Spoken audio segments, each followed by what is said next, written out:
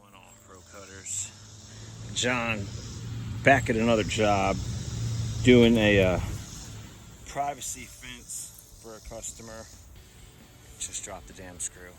Anyway, I've got the back section done and I've cheated it up an extra foot and put lattice at the bottom, and the reason I did that is because there's such an incline from the pool deck down to the back of the yard. We wanted to gain a little bit more privacy out of that 6-foot stockade fence, and so now the fence is effectively a little bit more than 7 feet, so it's going to help with the privacy a little bit. Now when we get to this side over here,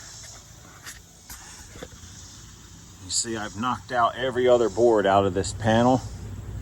Reason being is because I've got to skew this to make up for the angle up to the building. And so you knock out every other board, then you're able to take that and twist it.